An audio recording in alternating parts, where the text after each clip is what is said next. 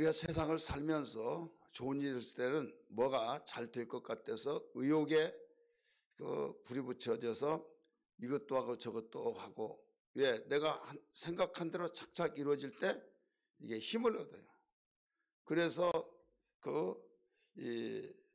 다른 계획을 세우면서 막 되어질 것 같은, 왜 하면 된다 막 하면서 자신만만하죠. 그래서 계속 나갈 때 이제 더 꿈이 커지죠. 그러다가 어떤 문제가 터집니다. 터지면 뭐 그럴 수도 있지 하면서 버티고 버틴데 계속 내려막길이 된다. 그러면 이게 언제까지냐? 이제 한계점이 자기에 도달한 거예요.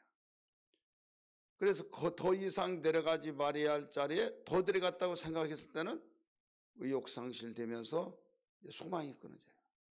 소망이 끊어지면서 이제는 절망 속에서 죽기만을 기다린 거죠. 이때 가장 힘든 것이 뭐냐면 가능성이 없다 이거죠. 가능성이 없기 때문에 거기에서 살해할 이유도 없고 할 수만 있으면 빨리 죽고 싶고 이제 끝났다. 예, 어떤 한 가닥의 희망이라도 보이면 버텨내겠는데 그러지 못했을 때 거기에서 기댈 데가 없다 얘기죠. 이스라엘 백성이 오늘 본문 말씀 보면 우리 11절에서 14절까지 읽었는데 잘 아시는 37장 1절부터 10절까지의 그 내용을 그 사건을 말한다고 한다면 그 사건에 대한 그 환상을 하나님께서 그 이스라엘 백성들의 영적 상태를 가르쳐 주고 있어요. 그리고 그 환상에 대한 해석을 그 오늘 본문에서 11절에서 14절까지 가르쳐 준 겁니다. 이 사건은 어떤 사건 속에서 주어진가 하면 이스라엘 백성이 하나님의 말씀을 저버리고 예수의 침략을 받아 결국은 예레미야가 그렇게 예치고 예쳤던 그 말씀, 그러나 그 당시에 거짓 선자들은 수없이 나라 망하지 않는다. 왜 망하냐? 그런데 예레미야 선자만은 하나님께 돌아오라. 회개하고 돌아오라. 그렇지 않으면 예수의 침략 속에서 망한다. 그 망할 때 행복한 자는 살지만은 반항한 자는 또 다 죽는다. 이런 이야기였어요. 그러니까 나라 망한다고 한 것이 기분 나쁘잖아요. 왕이 있고 또 경제 잘 돌아가죠. 또 예수의 침략 받지 않도록 그 외교 관계를 잘 맺었죠. 그러니까 나라 망한다는 것은 조금 더 생각하지 않은 거예요.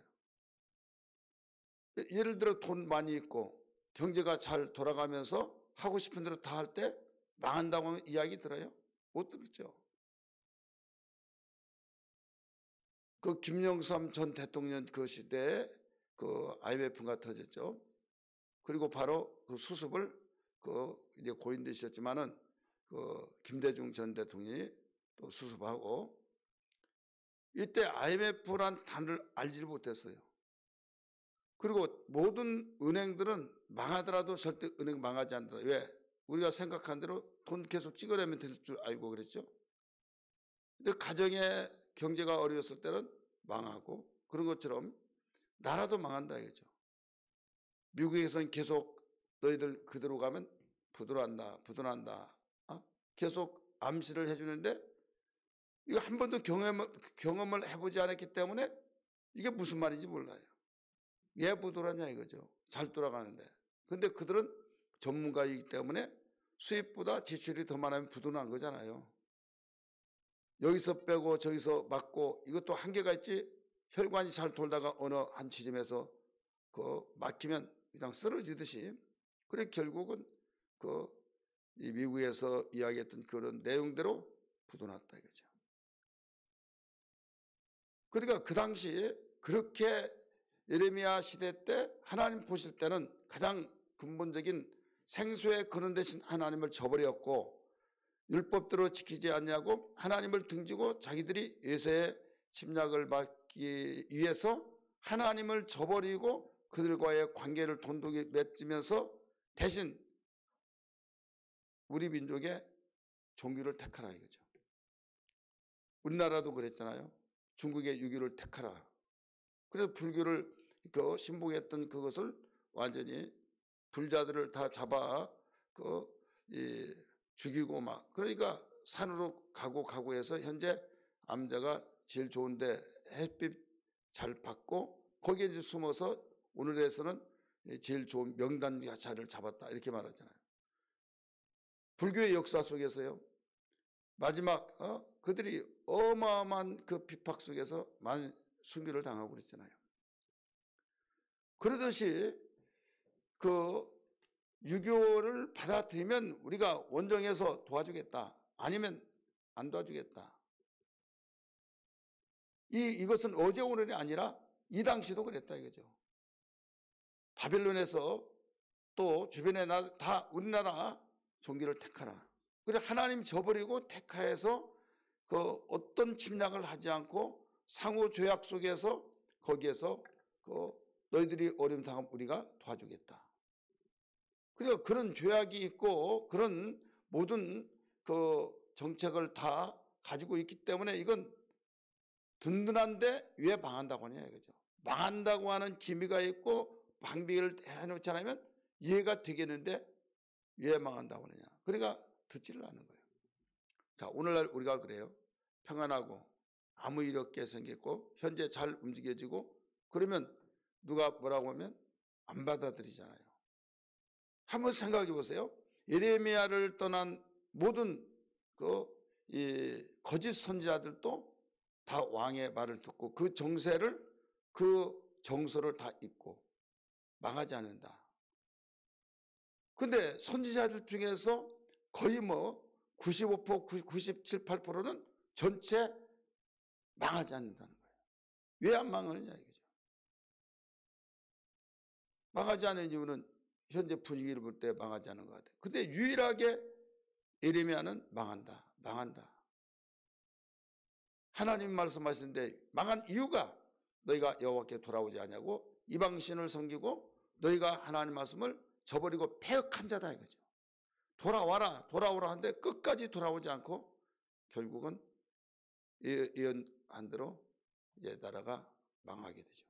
그렇게 믿었던 바벨론 집어삼켜버리고 성전 불태우고 젊은 사람들, 쓸만한 사람들, 머리 좋은 사람 다 잡아가고 이제 병들고 노약자들 그냥 거기서 살도록 놔두고 왜? 그들은 밥값이 아깝다 이거죠. 그 노동력이 뭐 어떻게 살아요?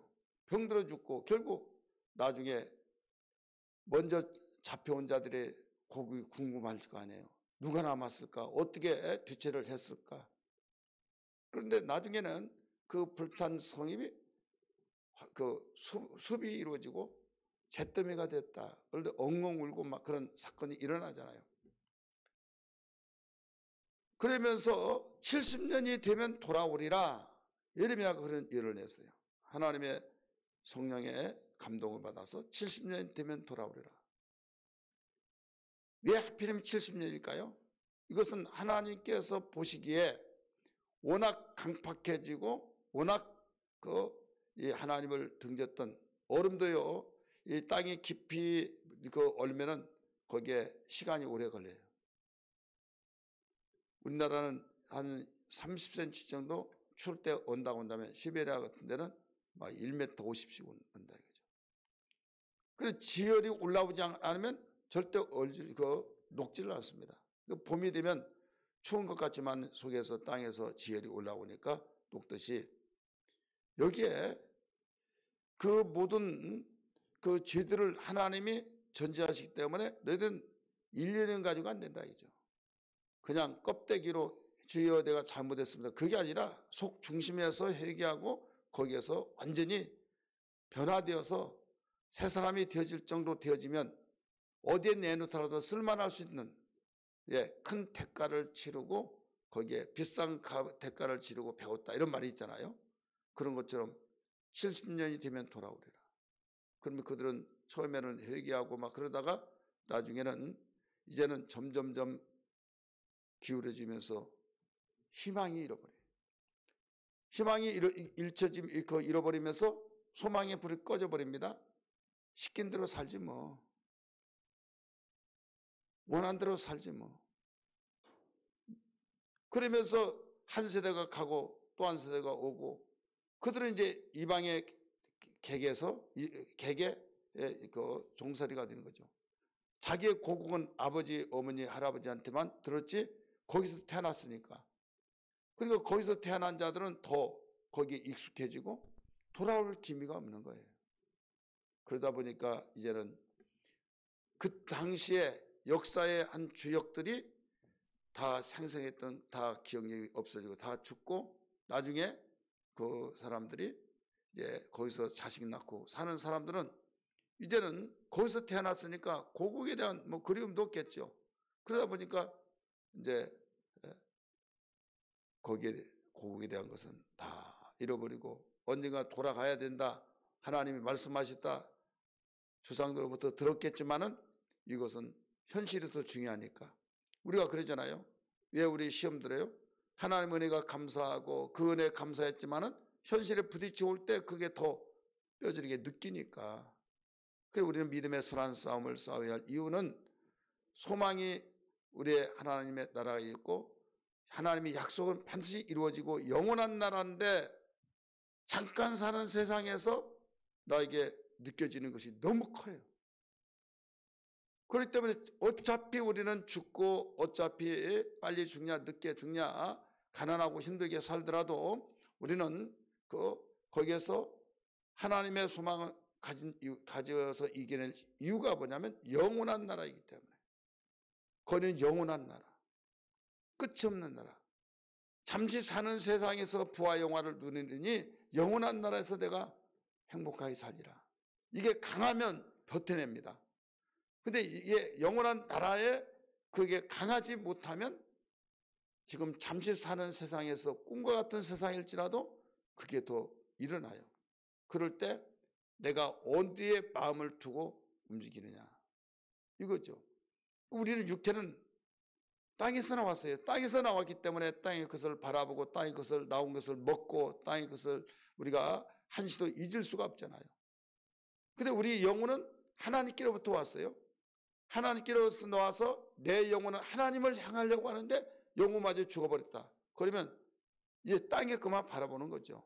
그러다가 예수 그리스도를 마음속에 영접해서 내 영혼이 다시 거듭나서 하나님과의 교제를 통해서 하나님과의 교통 사귐을 통해서 우리가 하나님의 나라가 뜨거워지 않은데 내 육체는 땅의 것을 바라보고 살게 하고 내 영혼은 하나님을 바라보고 살려고 하는데 가운데 우리 마음에서 어느 쪽을 우리가 기울여야 하겠느냐. 내 마음은 입장 곤란하겠죠. 땅에서 여기 오라, 하늘을 바라보라. 그리고 가운데 중심을 잘 잡아야 하는데 그래서 무릇 지킬만 하시 내 마음이 이에서 생명이 나느니라 말씀했잖아요. 우리의 마음이 어디에 기울여지지 않느냐. 하늘에 기울여질 줄 믿습니다. 하나님을 향해서 기울여질 줄 믿습니다. 그래서 금년 표가 뭐예요? 오직 주만 바라볼지어다. 주님 바라봐야 된다. 똑같은 사람인데 어떤 사람이 땅에 그를 치우치지 않는 사람이 있겠어요? 치우치지만은 이면 안 돼. 하나님의 말씀을 듣고 그 말씀을 믿기 때문에 육신대로 살면 반드시 죽으리도 돼. 죽는다는 거죠. 반드시 죽는다. 그러나 육체를 쳐서 복종시켜서 영적으로 살면 살 것이다. 노아서 8장에 가르쳐 주셨잖아요. 12절에.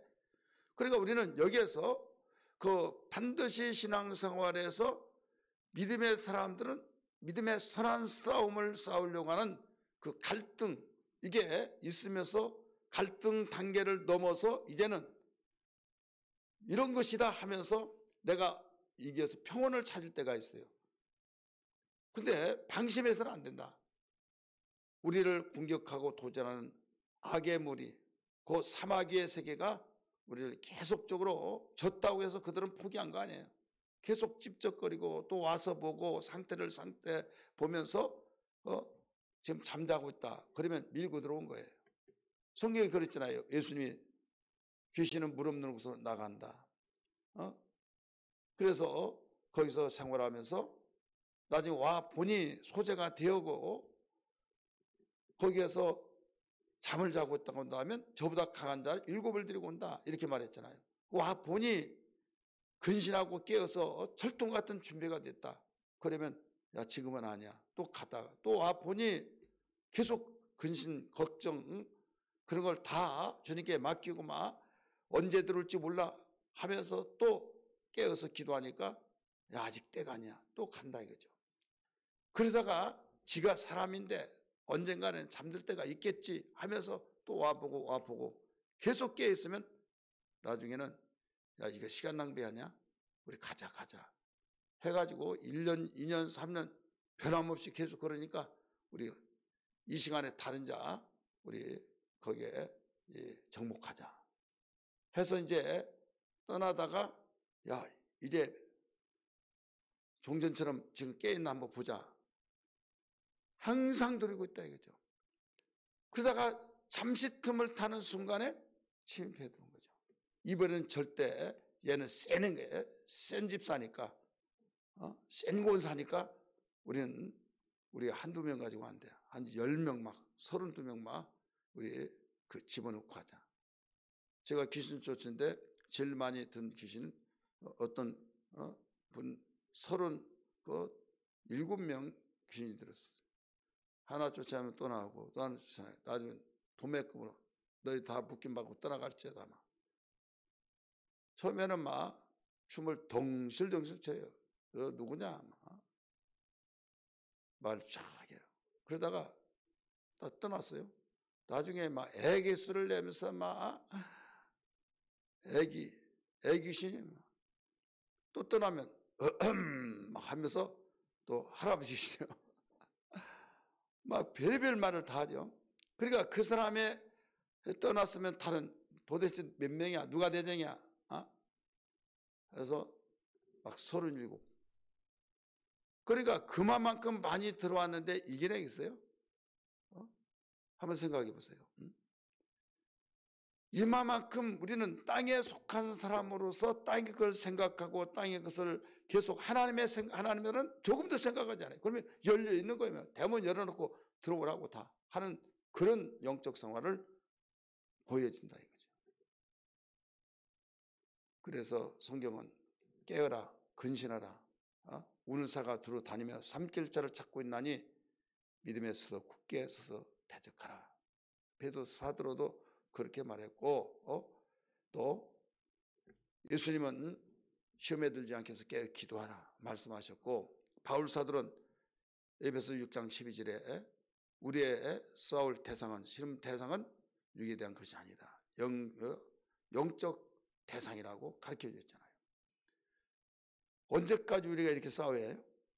언제까지? 주님 오실 때까지. 이 목숨 다할 때까지 믿으시길 바랍니다. 근데 싸울 때 이 지면 그때는 완전히 내 자신이 달라져요. 교회 가기 싫죠. 설교 들기 싫죠. 사람 미워하죠. 나가서 기도가 안 되니까 설교 안 들려오니까 영적으로 숨 안 쉬고 이런 밥 안 먹고 살 수 있어요? 기도는 영적인 호흡이라고 그랬잖아요. 하나님 말씀은 밥 먹는 거잖아요. 양식. 때로는 길을 비춰주는 빛이 되고 등이 되고. 근데 내가 가는 길을 알지를 못해요. 깜깜해서. 그러면 헛발을 내디딜 때 곤두박질 되어서 거기서 죽을 수도 있고 거기서 나오지 못할 때. 그러다가 정신 바짝 나서 죄여 하고 나중에 회개하고 돌아오면 이제는 값비싼 대가를 치르고 돌아오게 됩니다. 그나마도. 그러나 이런 면을 우리는 생각해 볼 때 과거든 지금이든 앞으로든 영적성은 똑같아요. 이 예레미야 당시에 이런 일이 아주 깜깜한 상태에서 옆에서 뺨을 때리고 후려 갈기더라도 누군지를 모른다 이거죠. 말라기 선지자가 예침이 끝났고 침례요한이 회개하라 천국이 가까웠다고 그 시대도 마찬가지예요.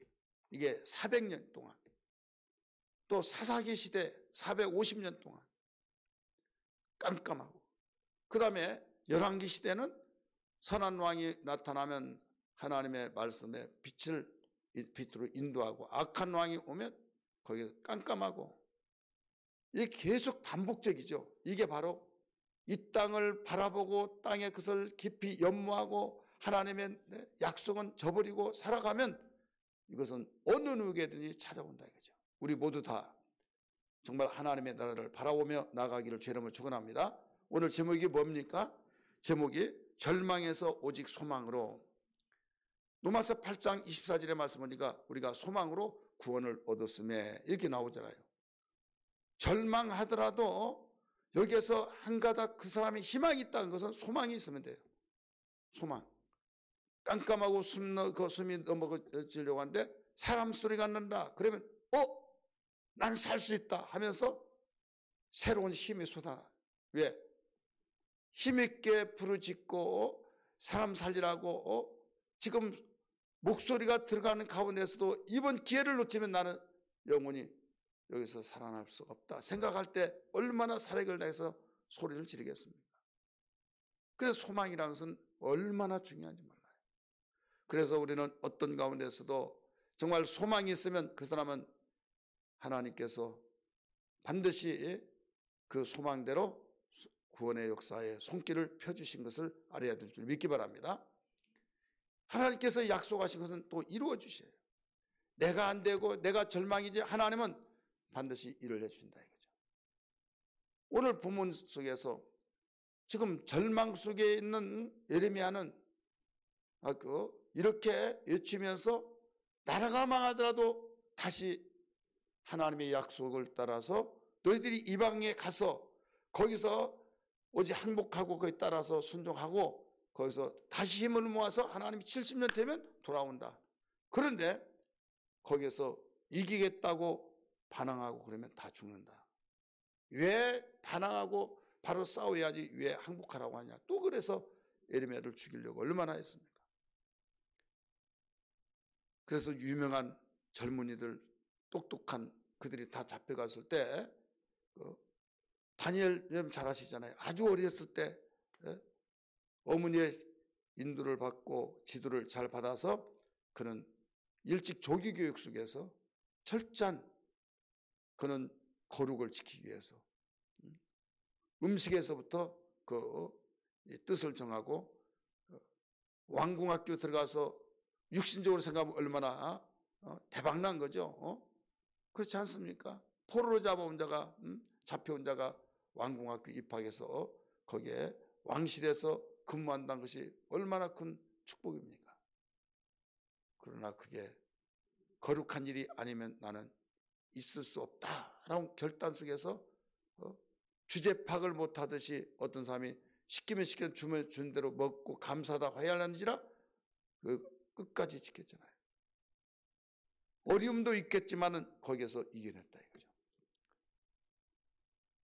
그리고 우리 믿음의 선진들 예수겔도 마찬가지예요. 일찍 잡혀갔어요. 잡혀가서 시대가 흐름에 따라서 깜깜하고 소망이 다 끊어진 이런 경우에 엉엉 울면서 그발강 강가에서 간절히 기도한 가운데 하나님께서 환상을 주셔서 모든 것을 보여준대요. 자, 포로로 잡혀간 1세들은 다 죽었어요. 2세들, 3세들 계속 거기서 태어나서 자랍니다. 1세들보다 힘이 약해졌겠죠.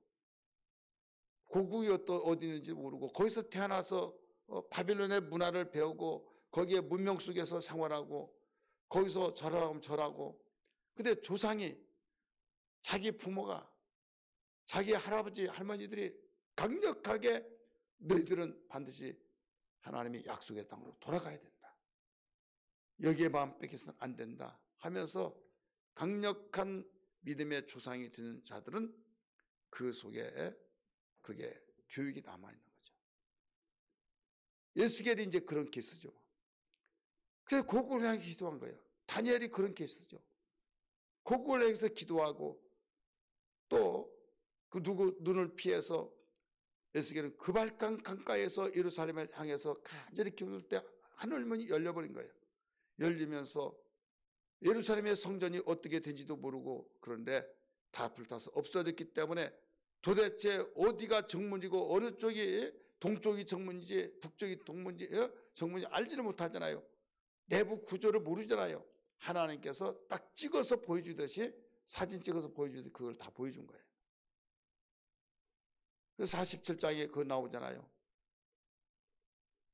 동쪽에서 물이 성전 문지방에 나와서 흘러서 남쪽으로 향해서 흘러간다.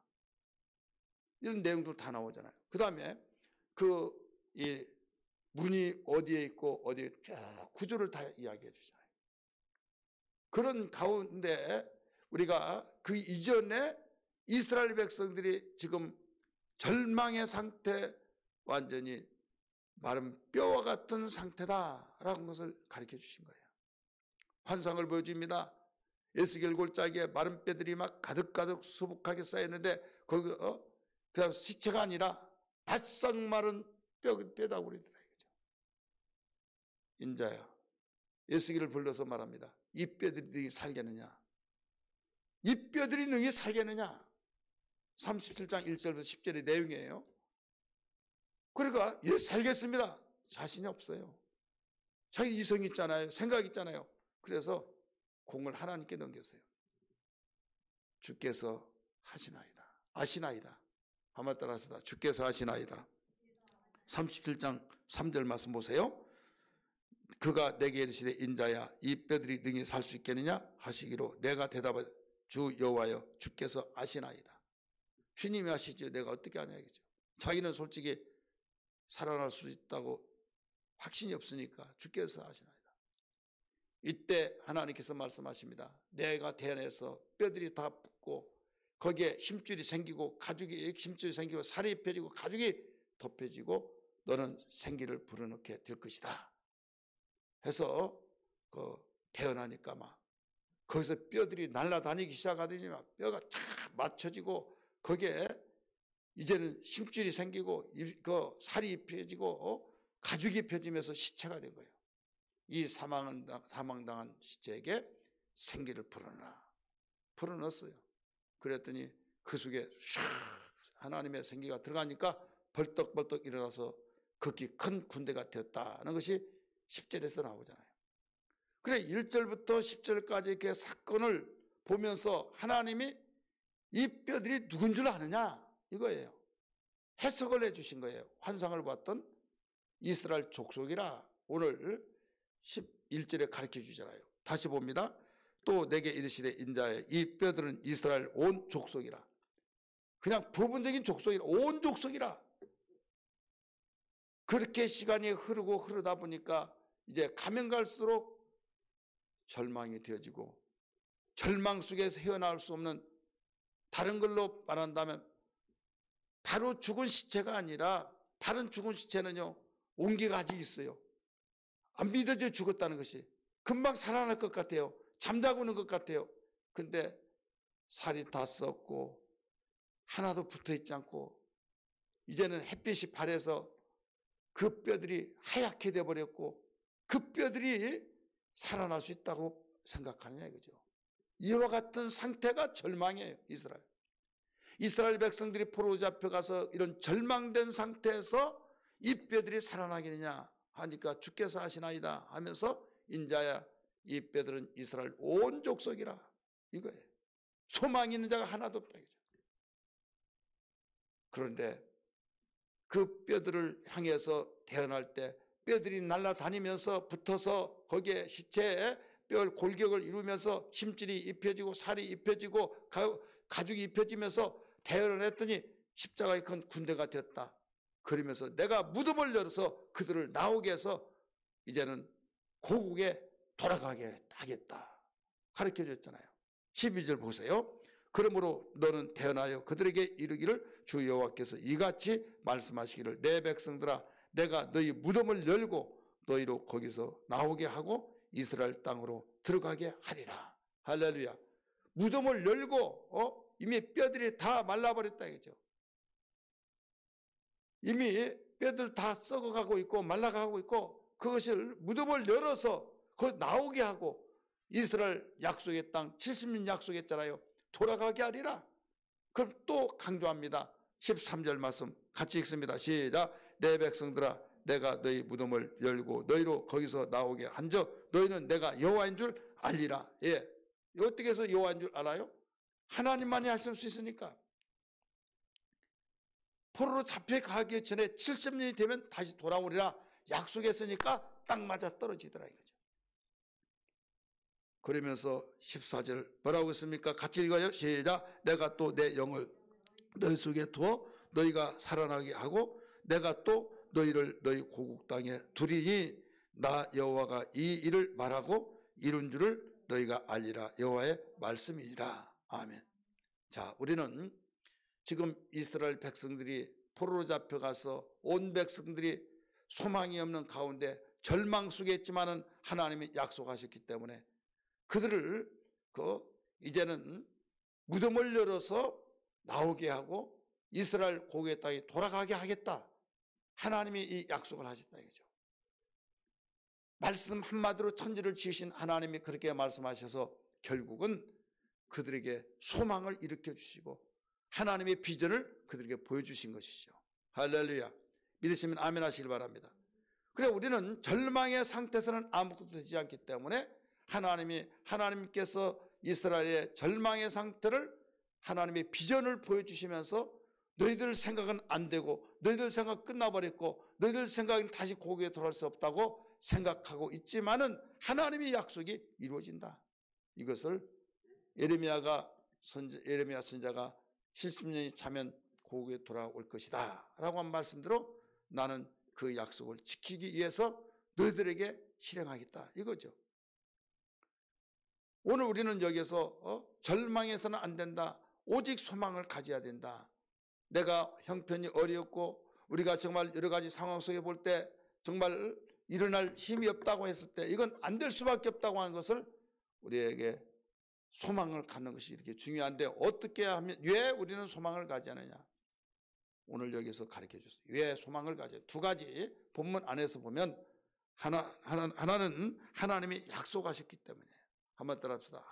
하나님이 약속하셨기 때문에 하나님이 약속하셨기 때문에 소망을 갖는 거예요. 내 신념으로 된다. 죽으란 법은 없어. 이건 내 신념이에요. 근데 하나님이 전제하시고 하나님이 전능하셔서 하나님이 하신 말씀을 이루신데 이미 그들에게 70년이 되면 돌아오리라고 약속하셨고 하나님은 70년이 점점 차갈 때 여기에서 절대로 절망하지 말고 하나님이 그 뜻을 이루신다 하면서 환상으로 보여주면서 너는 이걸 외치라는 거예요. 절망하고 있지만은 소망을 가져라. 하나님은 반드시 무덤을 열어서 너희들을 나오게 하시고 이스라엘 땅으로 돌아가게 하신다고 말씀하셨다.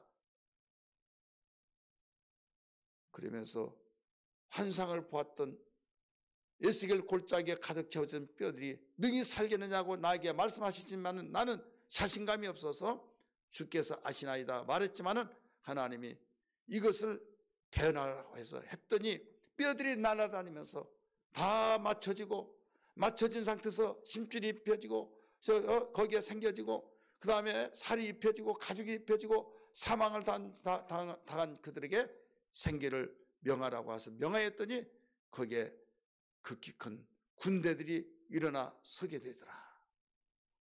그러면서 이것을 해석하셨다 하나님이 하시면서 오늘 소망을 가지라고 일러주신 것이죠. 사랑하는 성도들이여, 우리는 코로나19를 통해서 전 세계가 또 우리의 나라 여러 가지 상황 속에서 또 개개인의 우리의 현실 가운데서 우리는 소망의 불이 꺼져가는 이때에 우리에게는 하나님이 약속하시기를, 주님 말씀하시기를 내 이름으로 무엇이든지 구하라 그러면 이루어 주리라. 주님이 이 땅에 오신 목적 중에 하나가 뭐예요? 마태복음 1장 21절 보면 보라 처녀가 아들을 낳으니 그 이름을 예수라 하라 그랬잖아요. 근데 예수라 하라 하신 것을 여기에서 이사야 7장 14절을 인용하면서 보라 처녀가 아들을 낳으니 그 이름을 임마누엘이라 하리라. 이는 하나님이 우리와 함께 계시며 이렇게 말했잖아요. 그러니까 우리를 함께 하시는 것이 궁극적인 목적이에요.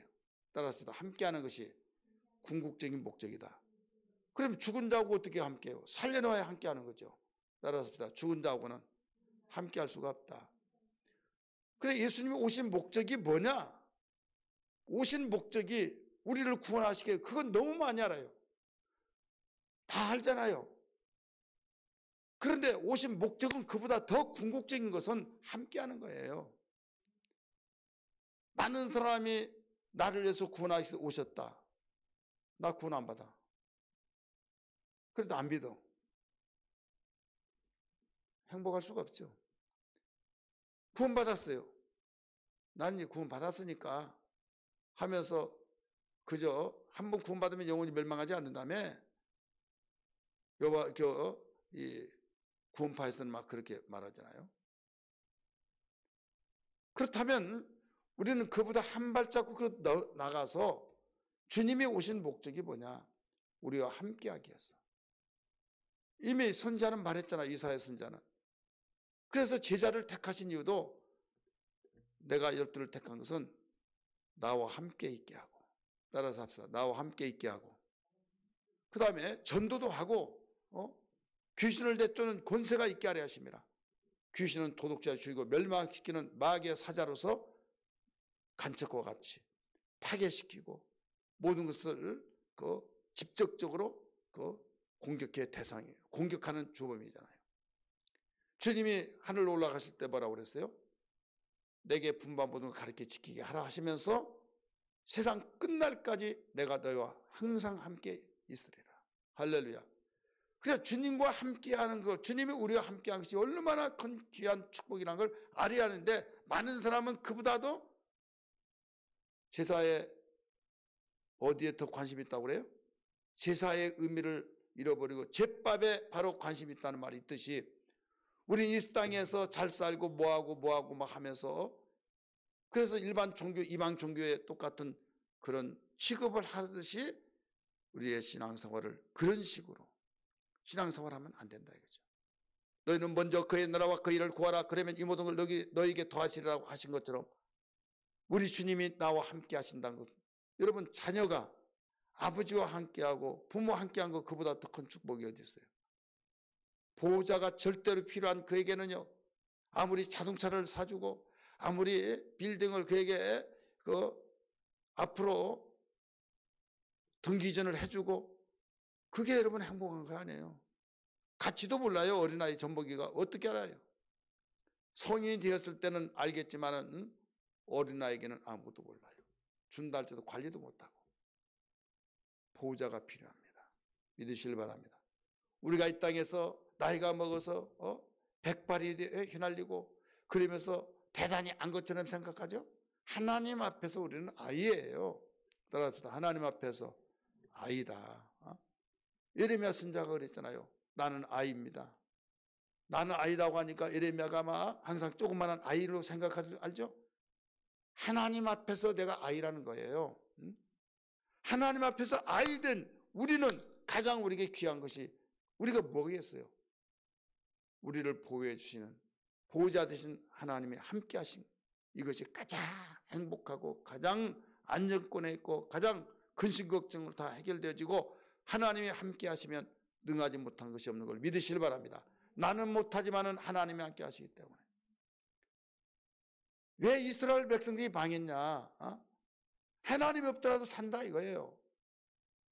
강대국과 같이 손잡고 그들의 마음을 상하지 않게 하고, 그들이 더 숫자도 많고 강력한 군사력을 가지고 그들의 가지고 있는 신을 우리에게 섬기라고 하니까, 만약에 섬기지 않으면 그들의 화풀이가 우리에게 오면 우리는 망한다. 그게 더 강하게 와 닿은 거예요. 그럼 믿음의 선한 왕들은 어땠습니까? 너희들은 이방의 신들을 두려워하지 마라. 왕들을 두려워하지 마라. 여호와를 신뢰하라. 선지자를 신뢰하라. 이런 역대하 20장의 말씀을 가르쳐주고 있잖아요. 하나님을 신뢰하라. 선지자를 신뢰하라. 막 여호사밧이 궁지에 몰렸을 때, 이때 하나님께서 일해 주셔서 거뜬하게 해결해 주시고, 전쟁에서 너희들 지켜만 보라. 너희가 참전할 필요도 없다.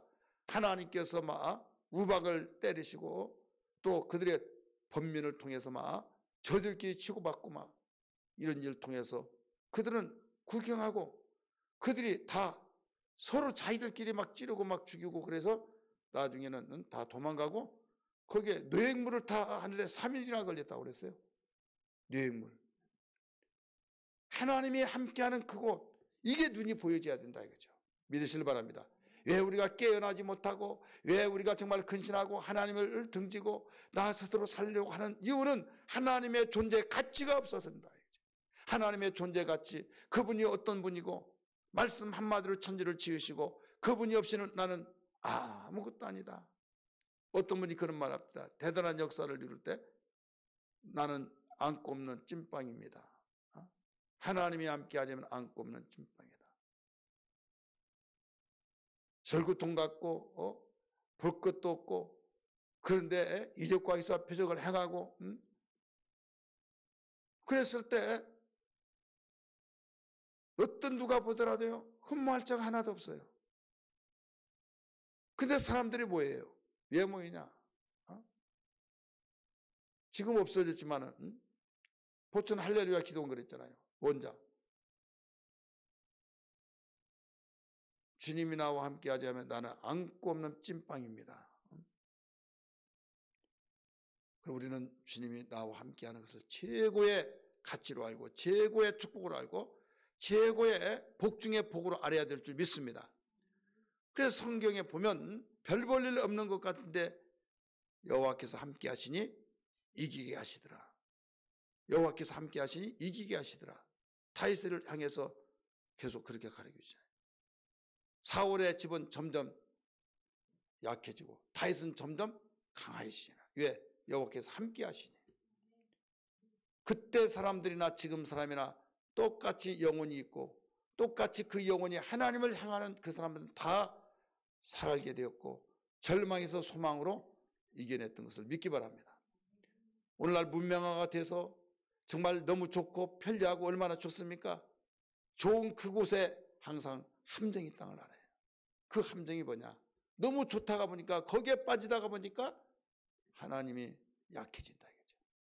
하나님 존재는 강하신 분이지만 내 상태가 하나님보다 여기가 더 좋으니까 하나님을 의지하지 않고 하나님 등져버리면서 물질주의에 안일주의에 취미주의에 자기의 생각 자기의 아집으로 인하여서 하나님은 그냥 형식적으로 하나님하고 내 만족 욕구를 채우기 위해서 기도하고 내 만족 욕구를 충족시키기 위해서 예배 생활하고 내 만족 욕구를 충족시키기 위해서 어떤 문제가 있으면 해결하기 위해서 기도하고 문제가 없으면 그냥 평안해서 느슨해져 버리고. 여러분 기도라는 것이 뭐예요? 기도라는 것은 이방신들이 섬기는 그 자세로 한 가지만 택하면 안 되는 거예요. 어려운 일이 있을 때는 하나님께 아뢰는 것이 기도예요. 그렇지만은 영적 호흡이라고 그랬잖아요. 수없이 귀가 딱지 앉을 정도로 들었잖아요. 기도는 영적 호흡이다. 두 번째 하나님과 대화다. 세 번째는 간구다. 그러니까 문제 있을 때만이 기도한 것이라 문제 없을 때 문제 있을 때는 이거 해결해 주세요. 그 기도가 많이 집중적인 기도가 되겠죠. 그러니까 다른 일을 못하는 거예요. 그 문제 때문에. 편안할 때 우리가 일을 할 수 있어야 하는데 평안할 때는 내 시간을 다 사용해버리고 주님 위해서 일하려고 하면 바쁘다고 하고 세상 일에 바쁘고 어려운 문제다 하면 주님 살려주세요. 그러니까 하나님께 볼 때 참 꼴벌견이다 이거죠. 참으로 미련하다 이거죠. 참으로 한심스럽다 이거죠. 건강할 때는 아주 몸만 가지도 다 써버리고 병들었을 때는 살려달라고 하고 오늘날 이러고 있다 이거죠. 우리들요. 너나나 할 것 없이. 그래 못 살 때는 하나님 살려주세요. 살려주세요. 잘 살게 해주세요. 우리 민족이 어려웠을 때 경제가 어려웠을 때 이건 우리 민족뿐만 아니라 기독교의 역사가 그랬어요. 그래서 하나님이 축복하셨습니다. 이제는 감사 찬송하면서 더 주를 위해서 일해야 하잖아요. 근데 주님 일해서 일하지 않고 나를 위해서 사용해버리고 교회에서 나와서 예배를 드리고 교회 나와서 우리가 봉사를 하더라도 그냥 형식과 의식적으로 하는 그런 일들이 많다가 보니까 내가 진절머리 난다. 내가 번제와 내가 소제를 내가 좋아하더냐 하면서 여호와를 경외한 것이다 하면서 하나님께서 받으시는 것은 제사가 아니라 순종이다. 막 강조하고 있잖아요. 사람은 외모를 보지만 나는 중심을 본다. 막 가르쳐져 있잖아요. 그래 우리는 좋을 때 정말로 찬송하며 감사하면서 그러면 하나님과 교제하는 거죠. 근데 기도를 해야만 우리가 영적 호흡이 되니까 숨 안 쉬고 어떻게 삽니까? 절망과 좌절 속에 있다고 한다면 소망을 갖기를 주의 이름으로 축원합니다. 오직 소망 가지기를 주의 이름으로 축원합니다. 소망이 무너지면요 다 무너져 버려요. 한 가닥의 희망이 깜깜할 때 반딧불이 번쩍번쩍할 때 그 불빛에 의해서라도 우리는 다시 회복이 돼야 된다. 꺼져가는 그 등불 속에 꺼져가는 지금 모든 불이 다 잠들고 있을 때 바람에 의해서 다시 되살아나서 사는 것처럼 우리의 모든 육신의 생각과 우리의 모든 아직과 우리의 모든 죄된 것을 다 예수의 거룩한 영을 통해서 우리는 살라 다시 회복이 되어야 될 줄 믿습니다. 두 번째는 하나님께서 첫 번째 약속이라고 그랬죠. 두 번째는 뭐냐? 성령의 역사를 통해서 우리는 소망을 가져야 된다. 성령의 역사가 너희 속에 주어지기 때문에 소망을 가지게 될 것이다 라고 가르쳐 줬어요. 우리 14절 말씀 봅니다. 시작. 내가 또 내 영을 너희 속에 두어 너희가 살아나게 하고 내 영, 하나님이 영을 너희 속에 두어서 살아나게 하고 성령 받으면 우리는 생각이 달라질 줄 믿습니다. 성령 받으면 하나님의 생각으로 충만하고 성령 받으면 하나님의 진리의 말씀으로 인도가 되고 하나님의 말씀을 생각나고 가르쳐 주시고 그래서 우리는 성령 운동은 끊치지 말아야 말입니다. 성령 운동이 계속 일어나면 우리는 소망으로 살 수 있어요. 아무리 어렵고 힘든다 할지라도 주님은 이렇게 말씀하셨죠. 주님 말씀을 생각나게 하시니까 우리는 소망을 갖고 계속 나갈 수 있는 걸 믿기 바랍니다. 자, 오늘 본문에서 두 가지 소망을 가져야 할 이유, 오직 우리는 소망으로 살아야 된다. 이유는 뭐라고 그랬어요? 하나님의 약속이 있기 때문에. 하나는 주의 성령이 우리 속에 역사하기 때문에.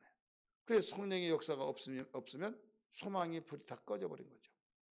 그래서 성경이 말씀하시기를 말세 시대에 요한계시록의 말씀이니까 성령이 교회들에게 하신 말씀을 들으라. 성령이 교회들에게 하신 말씀을 들으라. 말씀하셨잖아요. 성령의 음성을 듣고 성령으로 행하고 성령으로 열매를 맺고 그래서 하나님께 영광을 돌린다 이거죠. 오늘 우리는 이유에 대해서 말씀을 드렸습니다. 마지막으로 그러면 우리 이유는 이제 알았으니까 방법론 우리가 오직 소망으로 우리를 살려고 하면 어떻게 하느냐? 세 가지입니다. 하나는 사모함을 가져요. 따라서 사모함. 두 번째는 우리는 하나님 말씀을 듣고 또 듣고 한 번 듣고 끝난 것이 아니라 또 듣고 또 들어야 해요. 계속 들어야 된다 이거죠. 세 번째는 오직 기도해요. 근데 기도는 회개 기도와 겸해서 같이 해야 된다. 잘못한 부분을 회개하고 내 생각에 맞추지 말고 하나님의 말씀에 맞춰서 나는 오늘 옳고 내 생각은 다 맞은 것 같지만은 내 생각이었구나 할 때는 주여 나의 무지한 생각으로 하나님 앞에 인정받으려고 했던 어리석음을 용서해 주옵소서. 내 길과 하나님의 길과 내 생각과 하나님의 생각이 다르다는 걸 이제 알았습니다. 이런 것들을 회개하고 꼭 뭐 도둑질하고 살인하고 막 시기질투하고 이런 것만 우리가 회개한 것이 아니라 우리는 빨래를 하더라도요 지저분한 사람은 더 지저분해요. 깨끗한 사람은 계속 빨아 입어요. 그러잖아요. 청소도요 안 한 사람은 아예 포기해버리고 안 해. 근데 깔끔한 사람은요 계속해요. 우리 영적 상태도 마찬가지. 회개도 해본 사람이 회개한다는 걸 알아야 될 줄 믿기 바랍니다. 그래서 거룩함을 계속 지속하라는 거죠.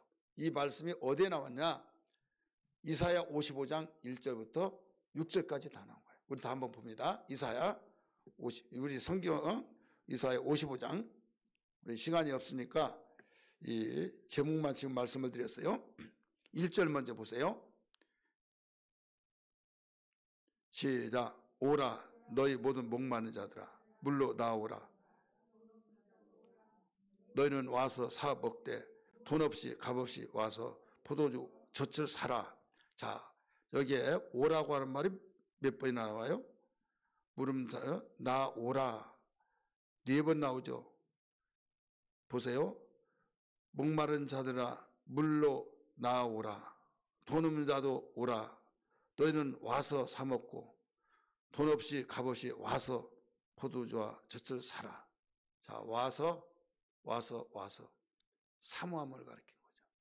아무리 좋은 말 하더라도요, 사모하면서 안 와요. 이해되십니까? 우리 사모함이 필요해요. 근데 사모함은 그냥 앉아서 해야 할 텐데 그게 아니에요. 사모함이 있으면 나올 수밖에 없다 이거죠. 이 시대는 먹을 것이 많고 풍요롭지만 영적이 기갈 상태라는 것을 여기서 가르쳐주고 있어요. 물질 문명이 풍성하고 혜택을 보고 문화 혜택을 통해서 너무 좋다마 여기가 천국이지 어디가 천국이야 그렇고 하는 것 같으면서도 어딘가 모르게 지금 공허하다 이거죠. 여러분 이 땅에는요 아무리 풍요가 있더라도 겉으로는 풍요하지만 속에서는 공허함을 알아야만 해요. 왜 그런 줄 아세요? 인간은 두 가지로 만들어졌기 때문에 하나는 육체로 하나는 영혼으로. 육체는 흙에서 나왔기 때문에 흙에서 나온 것으로 풍성하고 흙에서 나온 걸로 인하여서 어마어마한 예를 들어 쌀이죠. 쌀로 밥도 만들죠. 떡도 만들죠. 또 쌀밀가루로 쌀로 또 국수도 만들 수 있죠. 쌀을 뻥튀기 할 수도 있죠. 모양이 다 달라요. 그와 같이 땅에서 나온 걸로 어마어마한 문명화를 만들었어요. 어마어마한 문화시설을 만들어놨어요. 너무 좋아요. 막 새로운 것이 얼마나 좋습니까? 그런데 영혼이 하나님께로 왔기 때문에 하나님께로 나온 것도 있어야 된다 이거죠. 영혼과 육체로 되었기 때문에 본질이 각각 다른 두 가지가 결합되어서 우리 인간이 된 거예요. 육체는 흙에서 나왔기 때문에 흙에서 나오는 식물을 먹고 살고 영혼은 하나님께로부터 나왔기 때문에 하나님께로부터 나온 말씀을 먹고 살았는데 말씀 대신 예수님이 이 땅에 오셔서 뭐라고 했어요? 너희 조상들은 하늘에서 내려온 만나를 먹고도 죽었다. 나는 하늘로서 내려온 산떡이다. 인자의 살을 먹고 마시는 자, 인자의 피를 먹고 마시는 자는 산다. 말씀하셨잖아요. 그래 예수 그리스도로서 예수 그리스도의 말씀을 먹고 사는 거죠. 진리의 말씀을 먹고 사는 거죠. 그래서 값없이 와서 사서 먹고 마시라. 이것은 뭐냐면 사서 먹는 거면 돈을 내야 하는데 어떻게 해서 값없이 와서 사서 먹고 마시라. 이것은 오기는 와서 내가 너희가 갖다 줄 수는 없다 이거예요. 와서 지금 내가 돈을 받지 않지만은 와서 티켓을 끊어서 돈 들어간 거 아니에요. 절차를 밟아라 이거죠. 그러니까 나 가만히 있어서 나 마음으로 예수님 믿어. 나 마음으로 이건 사서 먹는 거 아니에요. 그렇잖아요. 사서 먹는다고 하면 벌써 와야 안 된다 이게. 온 사람만 먹는다 그런다면 그 다음에 저기서 절차 밟으라고 티켓 끊어가지고 오라고. 티켓 끊어서 오듯이. 그래서 여기 1절에서 목마른 자들도 이런 자들 다 오라. 영적 상태에서 육체적인 물질이 먹을 것이 영원토록 재상낙원을 이루면서 먹고 사는 것 다 풍족하다 할지라도 너희는 영혼이 있기 때문에 마음속 공허가 있다. 공허. 아무리 먹더라도 채워지지 않는 거. 어디서 채우겠습니까? 안 채워지니까 있기만 해요. 배가 고플 때 육체의 양식을 채울 때는 야 너무나 여기에 천국이야. 천국이 어디 있어 막 하다가 나중에 먹을 것 가지고 이제 문제가 되지 않아요. 아무리 쓰고 아무리 먹더라도 바닥나지 않고 어마어마한 돈 번다고 하니까 나중에는 뭘로? 명예로. 명예에 굶주려서 명예를 채워요. 나중에 권력으로 물질로 이성으로 알코올에도 안 되면 나중에는 알코올로 마약으로 막 이런 것 저런 걸로 그렇게 하면 야 이거야 하는 또 갈증을 느끼니까 그때뿐이 또 해서 여러분 폐인이 돼버린다 이거죠. 이해되시면 아멘 하시길 바랍니다. 영혼이 있기 때문에 영혼의 양식을 먹어야 된다 이거죠. 사서 먹어라. 그러니까 사모함을 통해서 우리는 이 모든 소망을 가질 수 있다는 것을 알아야 될 줄 믿기 바랍니다. 사모함이 없으면 절대 소망을 가질 수 없다. 방법론이에요. 두 번째는 여기에서 우리에게 듣고 들어라 라고 가르쳐줬죠. 우리 2절 3절 말씀 보세요. 이사야 55장 2절 시작. 너희가 어찌하여 양식이 아닌 것을 위하여 은을 달아 주며 배부르게 하지 못할 것을 위하여 수고하느냐. 여기 육신의 양식만 가지고 계속 달아주고 막 주고 받고 한다 이거죠. 영의 양식이 너희는 아니지 않느냐 이거예요. 내게 뭐라고 써요? 듣고 들을지어다. 따라서 합시다. 내게 듣고 들을지어다. 주님께 와서 듣고 들으라 이거예요. 자, 이 양식은 무슨 양식이에요? 영혼의 양식이에요. 하나님 말씀. 그리하면 너희가 좋은 것을 먹을 것이며 너희 자신들이 기름진 것으로 즐거움을 얻으리라. 그러니까 육체의 양식 가지고는 절대 행복이 주어질 수 없다. 영혼의 양식은 하나님의 말씀을 듣고 들을지어다. 그리하면 기름진 것을 먹고, 그리하면 너 평안을 누리고, 그리하면 어디에서 채울 수 없는 것을 채워진다. 이것입니다. 우리 말씀을 사모하는 신앙 되기를 주님을 축원합니다. 말씀을 사모하는데 3절 봅니다. 너희는 귀를 기울이고 듣는데 그냥 끄뻑끄뻑 하다 가지 말고 귀를 기울이면서 정렬을 쏟으면서 내게로 나와서 들으라.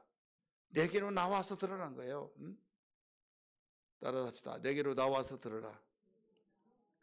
내가 너희를 위하여 영원한 언약을 맺으니 곧 다윗에게 허락한 확실한 은혜니라. 이때 은혜를 주신다 이거죠.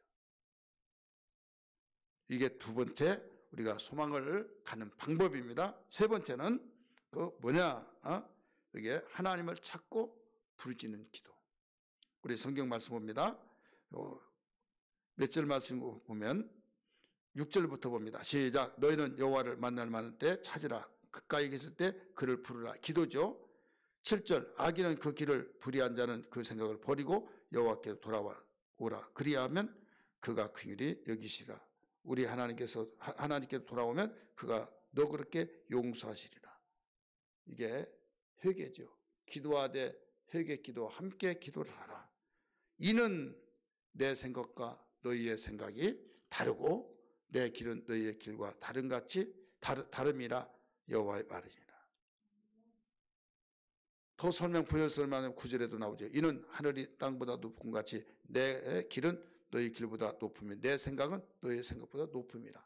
그러니까 우리는 항상 내 생각에 맞춰서 내 생각이 끌어당겨서 하나님을 완전히 내가 하루에도 12번도 더 변하는 하나님을 그런 하나님을 만들어버리려고 한다 이거죠. 그러지 말고 하나님의 마음을 알아서 하나님의 생각을 알아서 하나님의 길을 알아서 우리가 거기에 맞춰가는 삶이 되어야 우리에게는 소망이 된다는 걸 알아야 될 줄 믿기 바랍니다. 내 생각에 맞추니까 소망이 없는 거예요. 우리 죽어도 산다고 하는데 여러분 하나님 약속된 말씀이죠. 그럼 소망이 있어요 없어요? 죽더라도 소망이 된 거예요. 사형장에 가더라도 소망이 된 거고. 그래서 세상 사람들은 이해할 수가 없죠.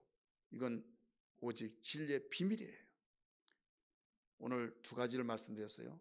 제목이 뭐라고 그랬어요? 절망에서 오직 소망으로. 왜 우리는 소망을 가져야 하느냐? 하나님의 약속이, 하나님이 말씀하셨기 때문에, 약속하셨기 때문에. 두 번째는 성령을 통해서 우리에게 소망을 주시기 때문이다. 하나님의 영을 통해서. 그러면 어떻게 하면 오직 소망으로 살아갈 수 있느냐? 방법론 여기에서 우리는 사모해야 된다. 사모하는 데는 그냥 앉아서 내가 사모했다 그게 아니라 나오라는 거죠. 나오면서 값없이 와서 사서 먹고 마시라. 나오는 거 돈 받는 거 아니다. 두 번째는 말씀 듣고 들을지어다. 와서 귀를 기울이고 들으라. 계속 그 강조예요. 세 번째는 기도, 부르짖고 가진 찾고 애통하게 살기 위해서 찾고 부르짖고 그러면서 너희들 생각 속에 나를 맞추지 마라. 내 생각에 내 길에 맞춰서 너희들이 신앙생활하라 이거예요. 그리하면 너희에게 살 길이 있다. 소망이 너희에게 이루어진다 이겁니다. 오늘 이 말씀이 생명되기를 주님으로 축원합니다.